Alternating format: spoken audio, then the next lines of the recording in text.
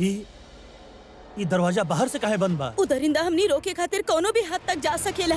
हम ऐसा होखे ना देव कुसुम।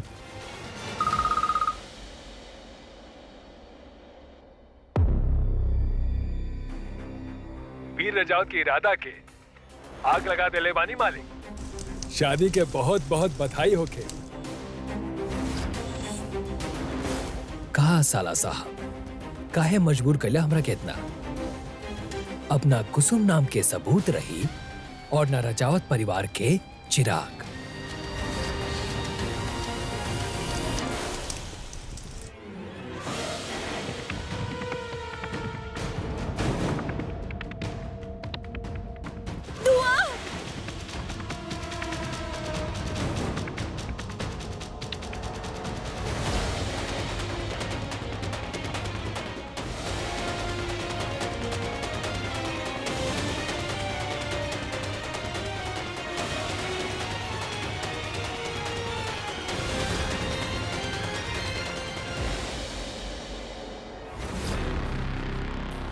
जचा तरह दुल्हे राजा आज मंडप पर बैठे जातनी।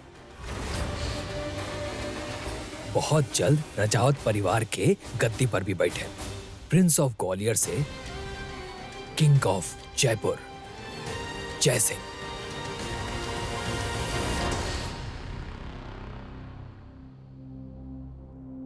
फोन उठा ली डॉक्टर साहब, कब से मिला रहल बानी। कुसुम देखी, चिंता मत करी, कुछ ना होगी। एगो काम करी, अपना दुपट्टा से कवर करी, अपना आप के और बच्चा के भी। कुछ ना होगी आप दोनों के, ठीक बा? रिलैक्स।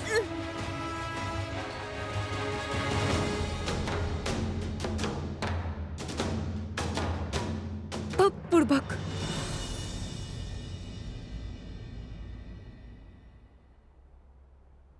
काबिल भाभी साहब सब ठीक बा? तेवर जी हम कब से डॉक्टर साहब के फोन लगा रहल बानी, उन्हीं नहीं की उठावतानी। हमार दिल बहुते घबरा रहा, कोनो मुसीबत में ना फंस गए होखिए।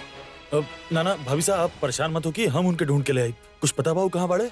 हाँ अब पता हमरे पास, फोटो भेज दे बतानी। हाँ अब मिला। हाँ अब प्लीज उनकी जल्दी से घर वापस ले आई ना।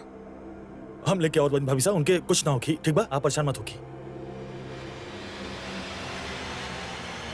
हे माता रानी, डॉक्टर साहब जे कुछ भी कर रहल बानी अपना खातिर ना करतानी, बस अपन बहन के उस शैतान से बचावे खातिर करतानी। प्लीज उनकी रक्षा करो।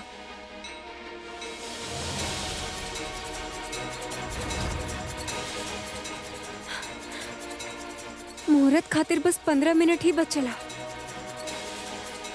अब का करी? अरे अरे बारात आ गइल बा, जल्दी से आरती के थाल लेके आवा। हे माता रानी,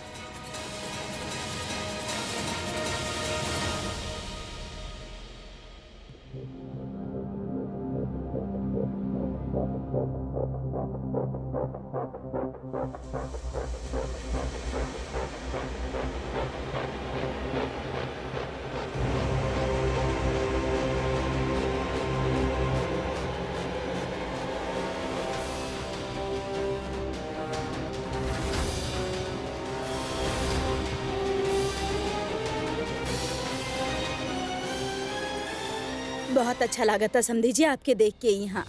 बेटा के शादी बा, काम छोड़ के तो आए के ही पड़ी।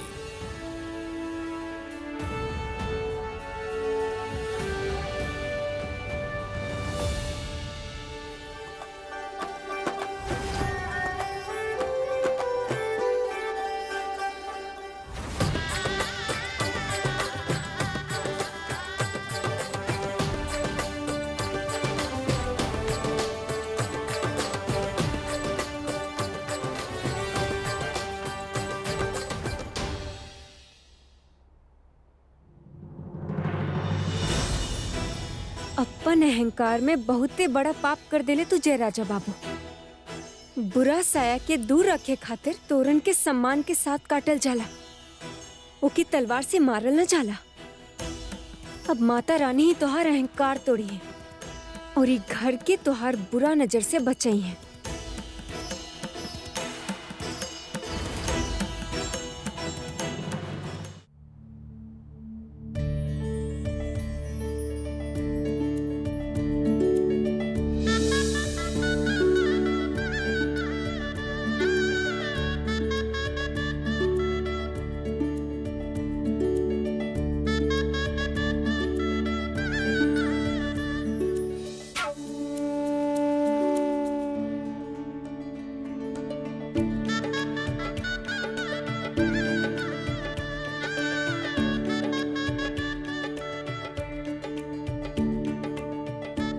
आइए।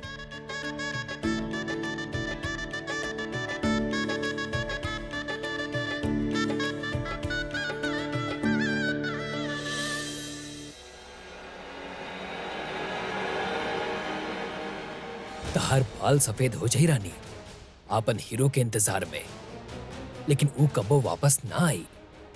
ई कहानी में जीत विलेन के हुई।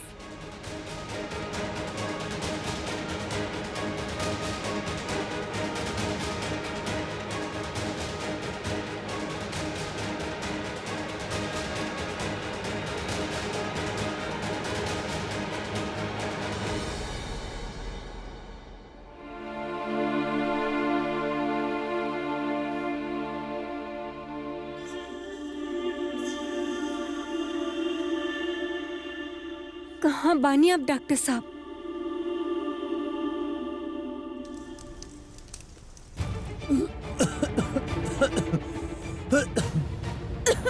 भाई थोड़ी कॉल कर बनी हो क्या?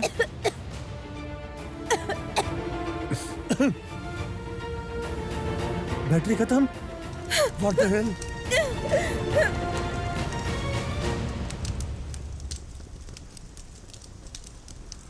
ये तो वह घर बा जेकर एड्रेस भाभी सा देले रहली। यहाँ तो ताला लगल बा। चल अच्छा बा, कम से कम घर के अंदर क्यों ना फंसल होगी।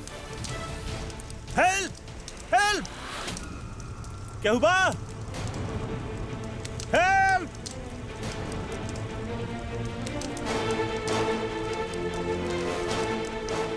ब्रो ब्रो ब्रो हम आ गए बानी ब्रो, अबे कुछ ना हो की।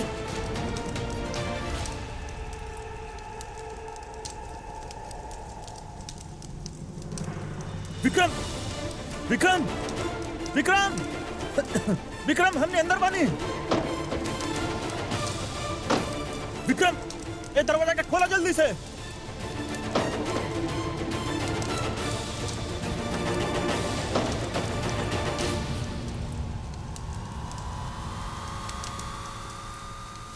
हाँ विक्रम ब्रो आप ठीक बनी? कुसुम है आए आराम से इधर से इधर से आए।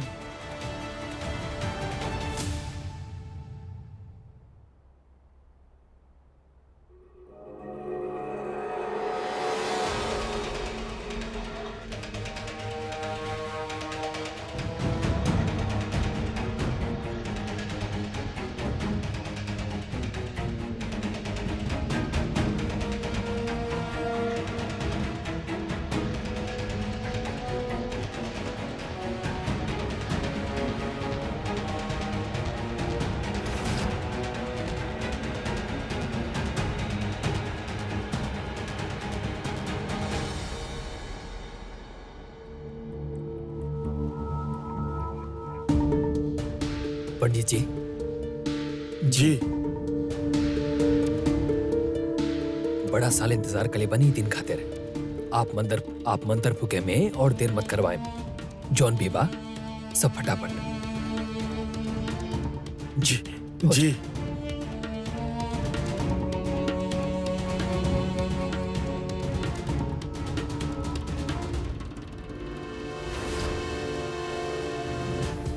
वीर त ठिकाना लाग गई।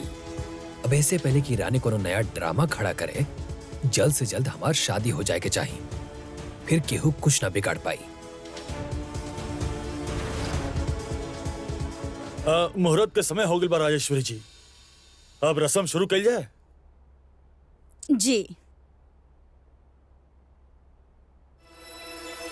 हे माता रानी, रस्म तो शुरू ही होके वाला। कहाँ रह गए डॉक्टर साहब?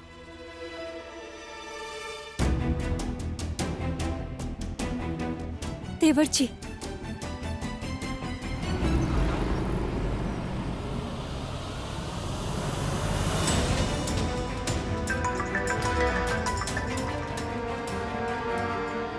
ब्रो भाभी सा के फोन बा, आप बात करी। जी हेलो रानी।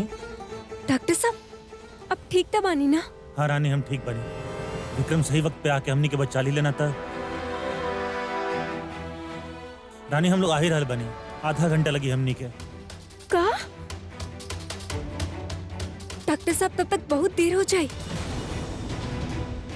यहाँ पे पंडित जी तैयारी शुरू कर ही देनी और ज्यादा वक्त ना हमनी के रानी पास। हमारी बात ध्यान से सुनी, चाहे कुछ भी हो जाए रस्म शुरू ना होके के चाहे। हमारी बहन की जिंदगी के सवाल बा रानी, रोकी उनके, कुछ भी करी, हम लोग आ रहल बानी। ओके हाँ, अच्छा ठीक है।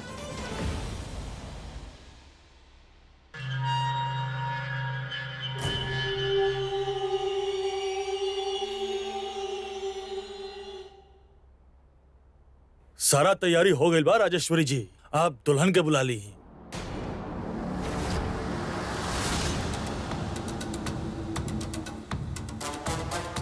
हाँ रानी सा, नंदिनी के बुलाई ना। आप बैठी, हम बुलावतानी नंदिनी के।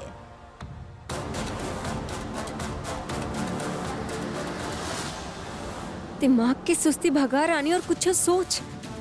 एक बार नंदिनी दीदी मंडप में बैठ गई नी तो ब्याह के रोकल नामुमकिन हो जाई।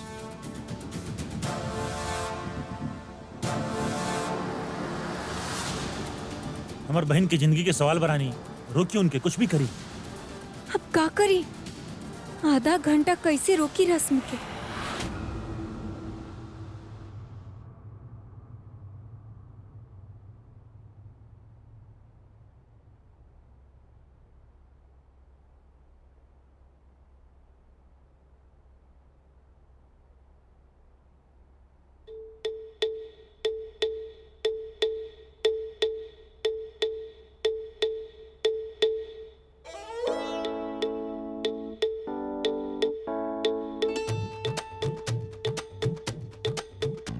अरे पंडित जी, ई कोनो मोहल्ला के छोटा मोटा ब्याह नहीं खे। शाही लोग बाड़नी लोग, कोनो गलती हो गई था आपकी पंडिताई पे सवाल उठ जाई ना। अरे तलवार से तोरण काटले बाड़न, पता चलल कहीं गर्दन ही। अच्छा अच्छा, घबराई मत, हम बानी ना, हम देख ले। पर एक दो बार आप भी चेक कर ली ना, कुछ छूट गई हो, कोनो सामग्री रह गई हो। हाँ? जी चेक कर ली। चल हाँ।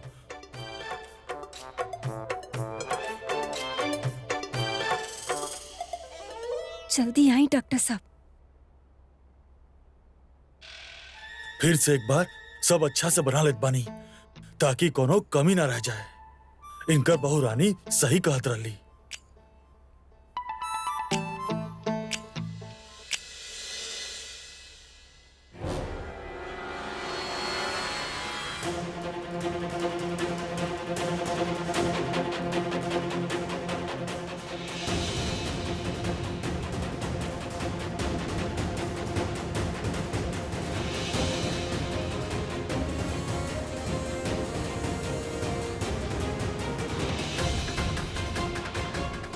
ई का फिर से सामग्री बनावता ही पंडित। पैसा देले रहनी जल्दी करे के, उल्टा और टाइम लगा होता।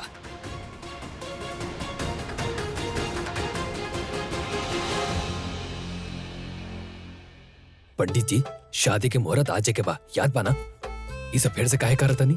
आपके पैसा के चक्कर में हमके अपन दुकान थोड़ी नहीं बंद करवा के। शादी ब्याह के मामला बा, आप हमके ना अपना तरीका से करे दी।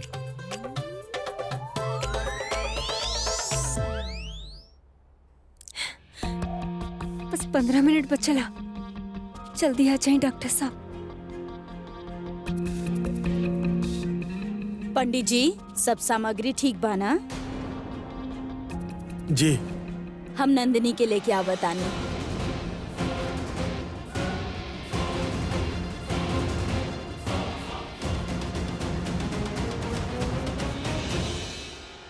विक्रम, कार जल्दी से चलाएं।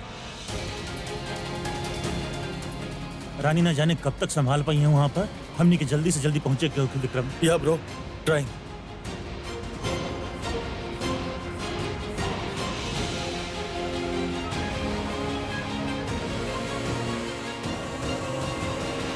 रानी सा,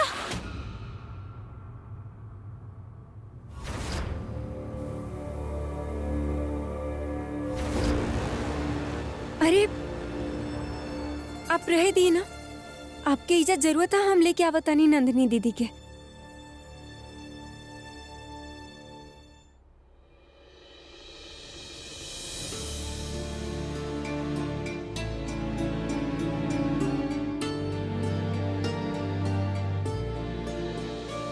हाय माता रानी, अब का करी? अंधेरे में तीर चलाइले जा रहल बानी बस।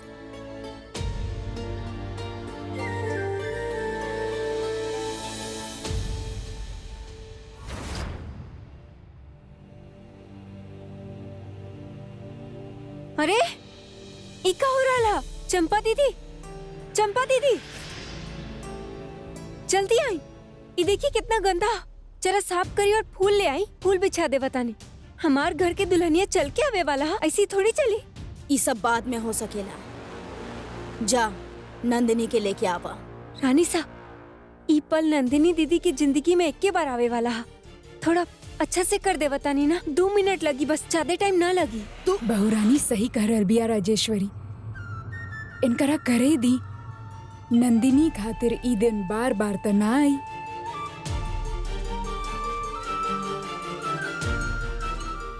जाई ले आई।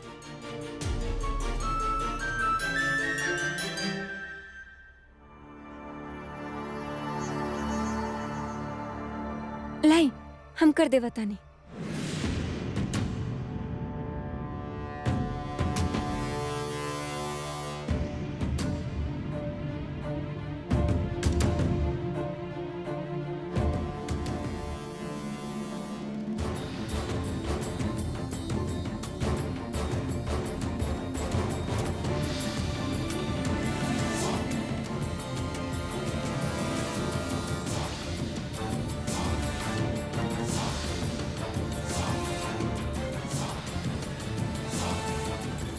इतना देर काहे लगा रहल बाड़ू?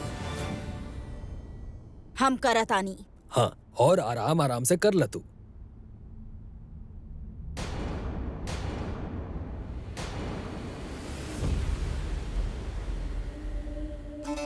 अब मुहूर्त निकलल जा रहल बा, ऐसे थोड़ा जल्दी बा।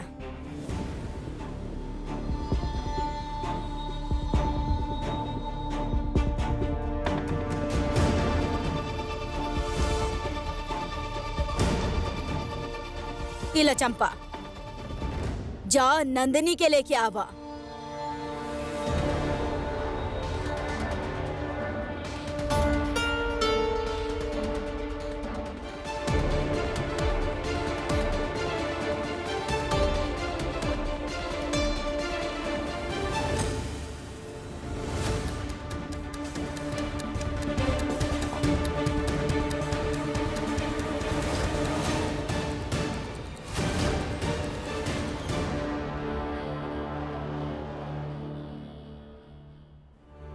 हमार तो सारा पत्ता खत्म।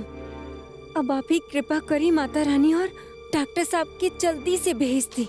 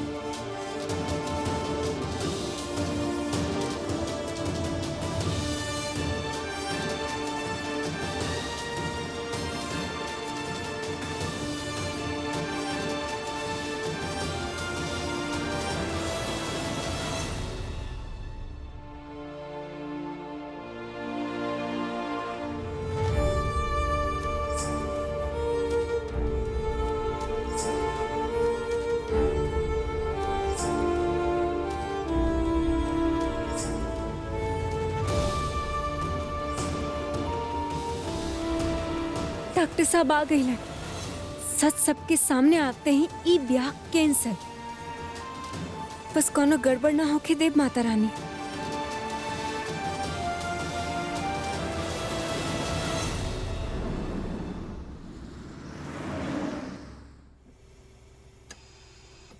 अरे यार, टेढ़ा चैनल देख के ठीक ना हो या नहीं? कोनो जरा बढ़िया चैनल लगावा मनोरंजन वाला, जो निंकरो ठीक लागे देखे में। ओम स्वस्ति नागेंद्रो व्रजस्वाहा। देख रहल बानी रजौत परिवार के इकलौता बेटा के संगे लाइव टेलीकास्ट। जितना साल भर के तनख्वाह ना हुई ना अपन, उतना तो रानी साहब अपन दामाद पे लुटा देले होखियन। माने के पड़ी भाई।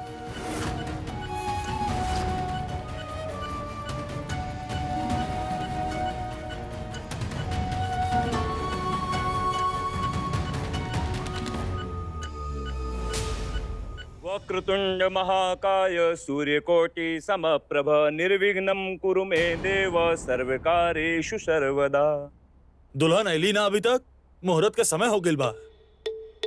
अरे रे रे रे पंडित जी आ रहल बाड़ी, आप तो ऐसे बौखला रहल बानी जैसे आपके ही ब्याह होखे वाला है। तब तक चिंता मत करी, हम जमाई राजा बाबू के आरती उतार ले बतानी, ठीक है? बेफिजूल के वक्त बर्बाद मत करा, आरती हो चुकल बा। जा नंदिनी के लेके आवा। परंतु रानी साहब, बलिया में भाभी आरती उतारेली जमाई राजा के। 2-4 चावल छिड़केली ताकि पूरा नजर ना लगी जमाई राजा के।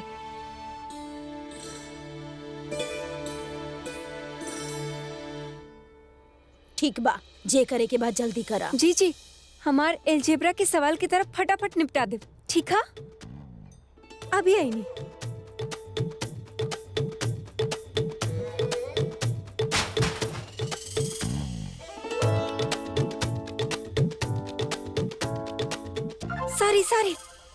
सॉरी।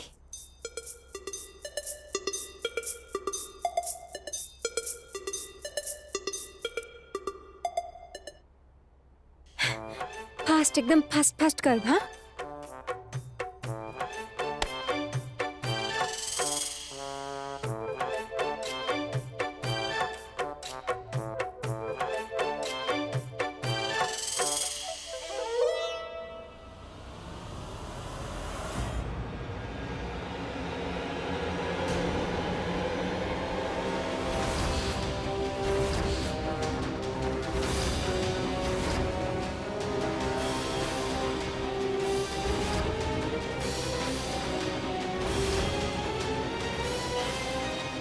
का कली हुई? ये हमार शादी के शेरवानी है, पता बा कितना के बा? अब वो तो ना पता, परंतु हमार तेल बर्बाद कर देनी ना आप। 150 रुपए प्रति लीटर पे ले ले रहनी आपके शान में।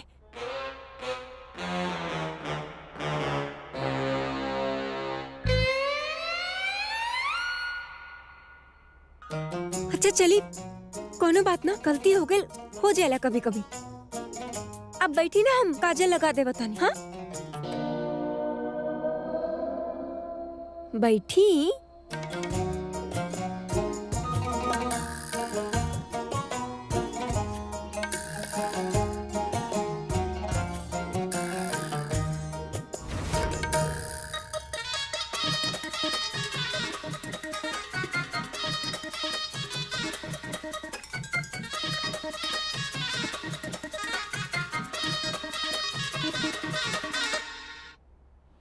हो गई।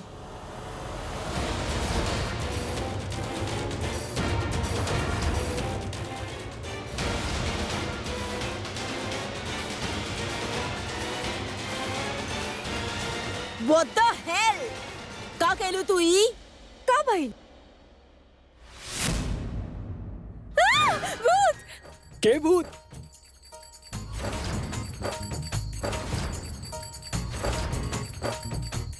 अरे आप बनी का जमाई राजा बाबू?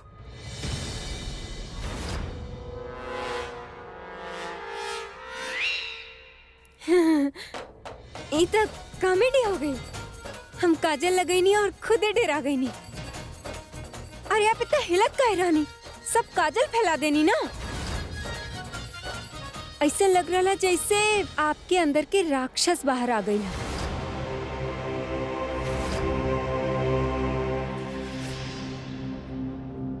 संभालिए आप खुद के, जाके अपन फेस धो ली प्लीज।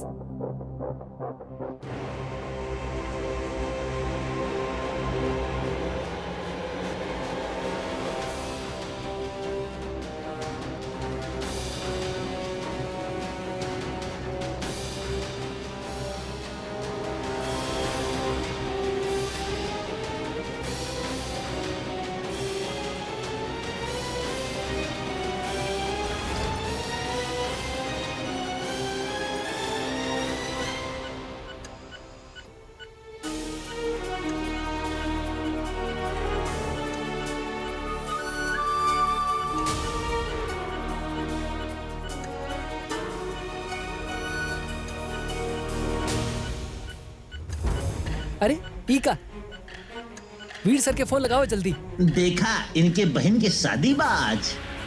वो हमरा के काले रहलन की जैसे ही पेशेंट के कोनो मूवमेंट हो गया हमरा के फोन करके बताइया, पता बना ना बते नहीं तो का होई। अरे फोन करे जल्दी, देखत का बड़ा। हाँ हाँ, करत बनी।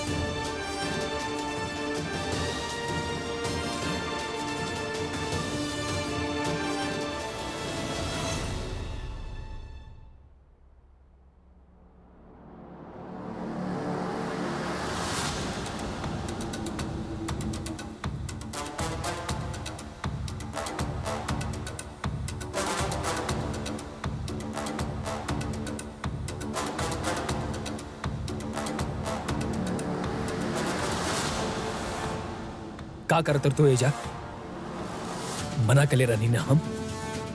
अगर कोनो ड्रामा कैलू ना तो कसम से ऐसन मौत मारेम कि अगला जन्म लेवे में भी काम पो। हुकुम कापता आप रहल बानी। हमार एक आवाज पर ई सारा खेल खत्म हो सकेला। का चाही तारा?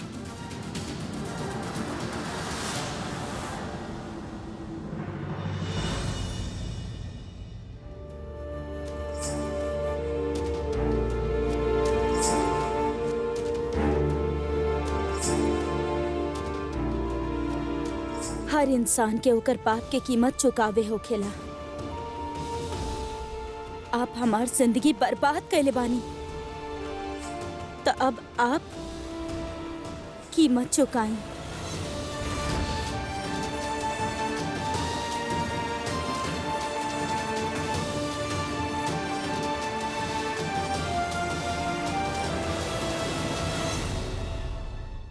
अब बोलबो करबो की का कीमत चाहिए? अच्छा खासा पैसा देले रहनी तारा, मन्ने की हमरा साथे तहार रिश्ता रहे कुसुम। हम तहार हर जगह साथ देनी, नया घर भी दिलेनी। जब तू पेट से रहलू हम तारा साथे अबॉर्शन कराए हॉस्पिटल तक आई नहीं।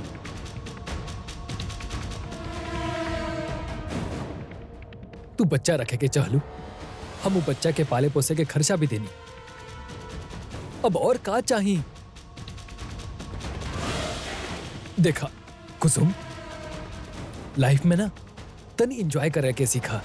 हाँ, चिल करा। तारा और पैसा चाहिए हम देता नहीं ना, प्रॉब्लम का बा ले ला।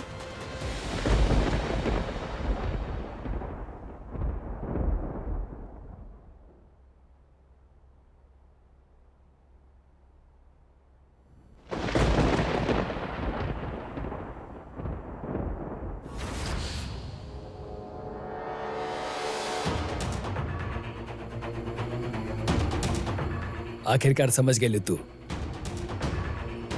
पैसा के ताकत और जयसिंह के जादू कब वो फेल ना होला।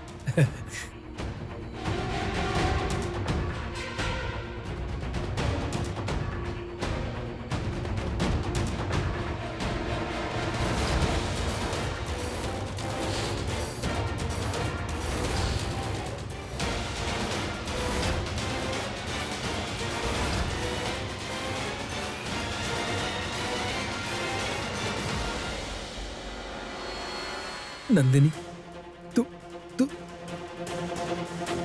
अब देखा हमारी बात सुना। ऐसा ऐसा ऐसा कुछ नहीं खे।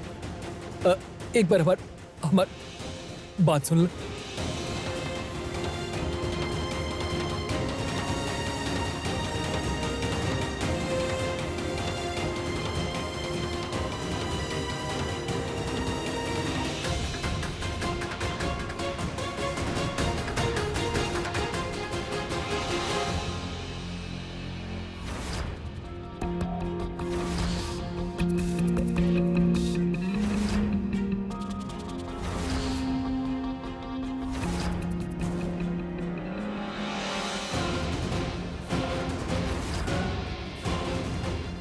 इन निठल्ला के तो हम देख ले डॉक्टर साहब। अभी आपकी बहन की आपकी जरूरत है, उनके पास जाए।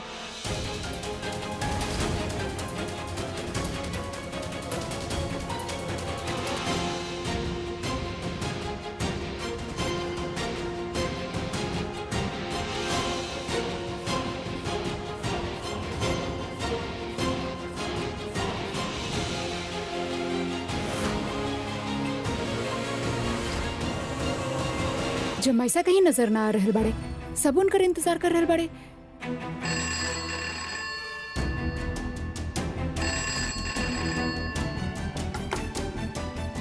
हेलो, हॉस्पिटल से बोल रहल बानी।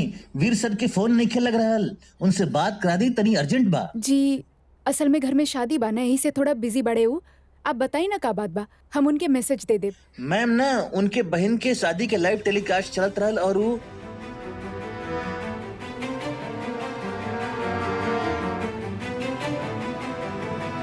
एक सेकेंड, वो का नाम मत नहीं आप उनका? मैम पेशेंट नंबर 2017 सर बोले रहले इन्फॉर्म करे खातिर कुछ होई त। जी ई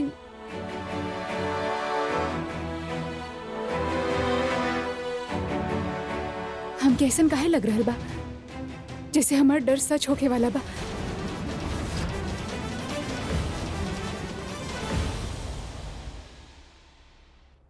राजेश्वरी जी, मुहूर्त में ये तरह से बाधा आइल अच्छा बात नहीं खे।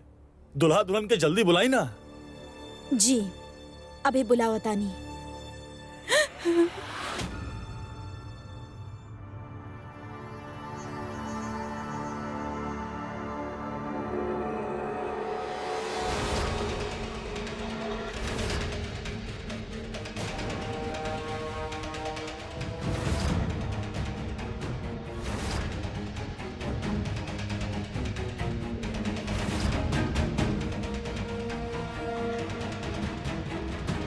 नंदिनी, नंदिनी बेटा आप काहे रो रहल बानी? आखिर बाहर का कुछ तो बताई। नंदिनी बेटा सब ठीक बना? अब बोलबो करबो की का कीमत चाहिए। हम काले रानी बच्चा गिरा दा, लेकिन तू ना मान लू, फिर बच्चे के पाले के भी पैसा देनी। वीर,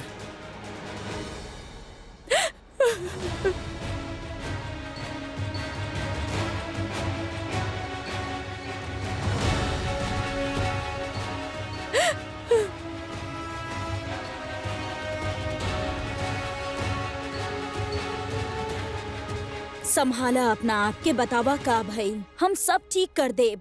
कुछ ठीक ना होगी माँ, कुछ ठीक ना होगी। सब कुछ खत्म हो चुकल बा।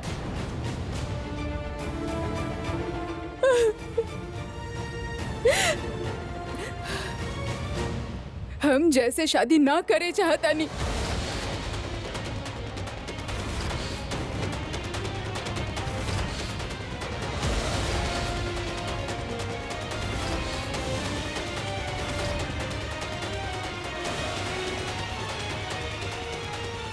काहे ऐसन का हो गई नंदिनी? नंदिनी बेटा, जय कुछ कहलस का आपसे? जौन भी बात बा हमने के सुलझा ले बेटा, हम जैसे बात करता नहीं। जय से बात करे से कौनो फायदा ना होगी अंकल, कहे कि जौन गलती वो कइले बा ओकरा ठीक ना करल जा सकेला। ओकरा हमनी ठीक ना कर सकेनी। साफ साफ बतावा नंदिनी, भइल का बा बेटा प्लीज। जय हमके धोखा देले बा मॉम। जय के एगो लड़की के साथ में अफेयर बा।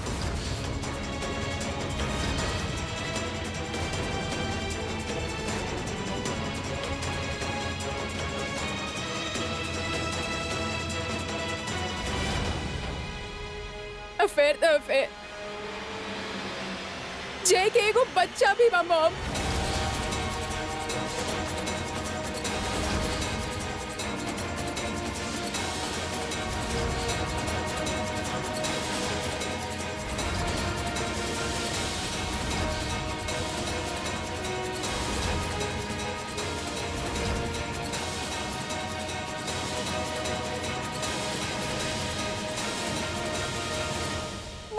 ओकरा बाऊ ऊ लड़की के और ओकर बच्चा के दोनों के छोड़ देलस।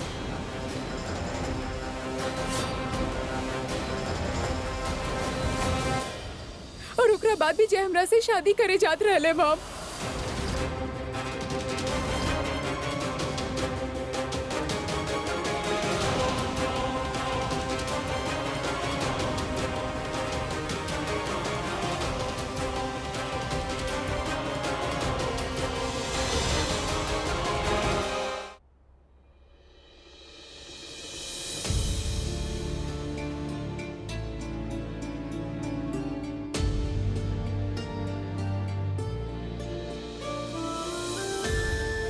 आई एम सॉरी भाई।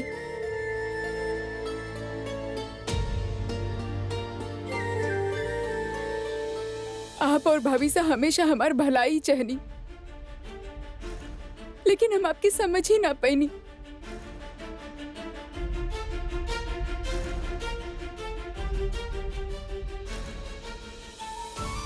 आप हर बार हमके वार्न कहीं, लेकिन पता ना हमारा आंख पे कौन से पट्टी चढ़ल रहे।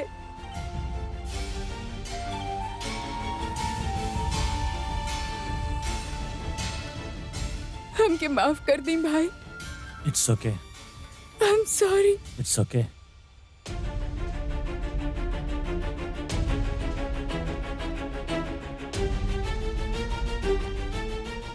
सॉरी कौन है? सॉरी।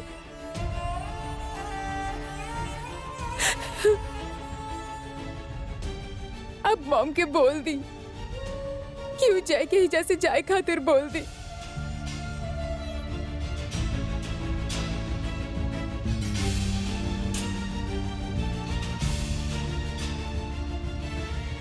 हम क्यों ओकरा से शादी ना करेंगे भाई।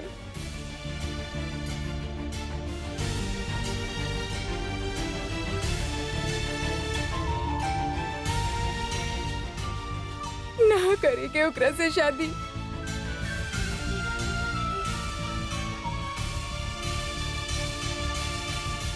जय सिंह।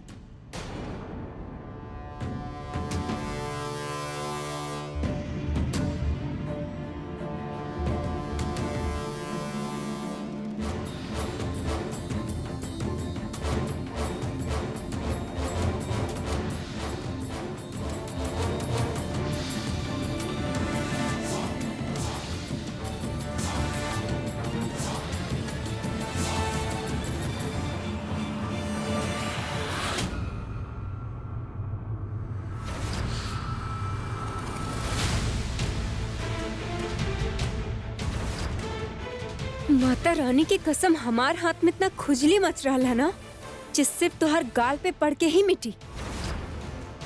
खैर, ओकर टेम भी आई। अभी रानी सा के बुलावा आयल है। इज्जत से चल रहा बड़े डॉक्टर साहब की बुलाई हम।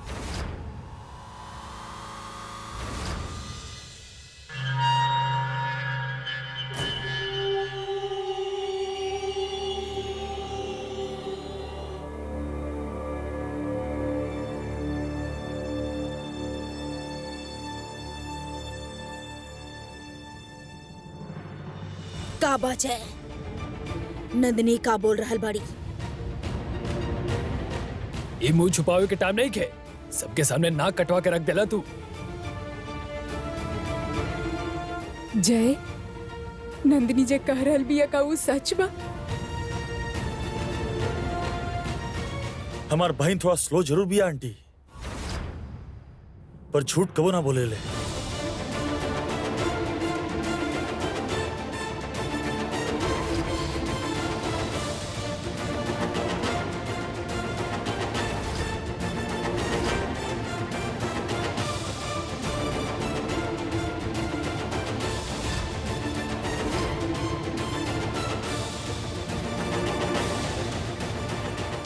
जय राजा बाबू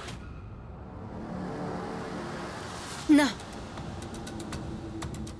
ये कोनो राजा नहीं खे।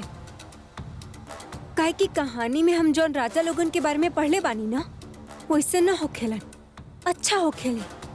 लेकिन ये एगो दरिंदा है। और ये कुसुम जी वही दरिंदगी के शिकार। मतलब कि तू हमार बेटी के धोखा देत रहा। जवाब दा, कुछ पूछल गइल बा जाए।